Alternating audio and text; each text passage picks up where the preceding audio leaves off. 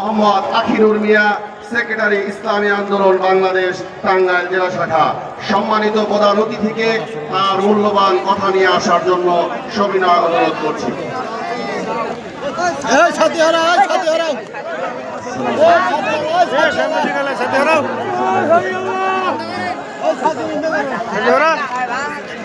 সম্মানিত উপস্থিতি, আজকের এই ঐতিহাসিক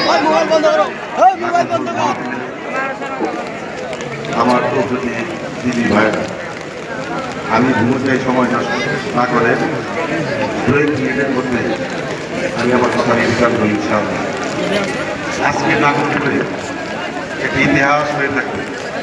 আপনারা জানেন, আজকের এই সরকারি কলেজ মাঠের মহাসম্মেলনকে ইতিহাসের পাতায় নতুনভাবে লিপিবদ্ধ করার জন্য নাগরপুর দেলদুয়ারের সর্বস্তরের জনতা ঐক্যবদ্ধভাবে ইসলাম কি, দিন কি, ওলামায়ে কেরাম কি এবং কি আল্লাহ প্রদত্ত যে রসুলের আদর্শ, আল্লাহ প্রদত্ত রসুলের যে নিয়ম নীতি, সেগুলো ইনশাআল্লাহ ইতিহাস সৃষ্টি করার জন্য সকল শ্রেণী পেশার মানুষ ঐক্যবদ্ধভাবে একটা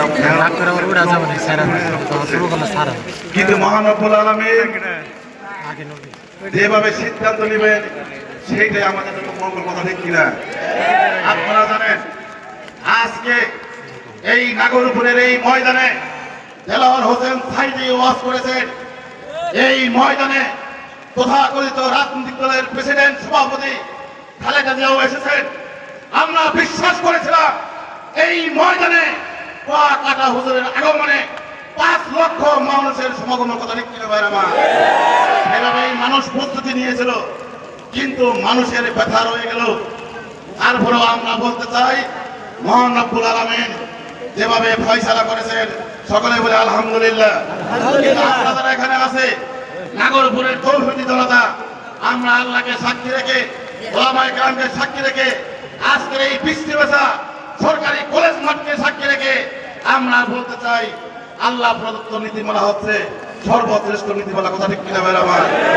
আল্লাহ প্রদত্ত নিয়ম নীতি হচ্ছে, সমাজনীতি হচ্ছে, রাষ্ট্রনীতি হচ্ছে, শিক্ষানীতি, শ্রমনীতি এবং কি সমাজনীতি এবং কি কূটনীতি, আন্তর্জাতিক নীতি হচ্ছে সর্বশ্রেষ্ঠ নীতি, কথা ঠিক কিনা ভাইরা আমার?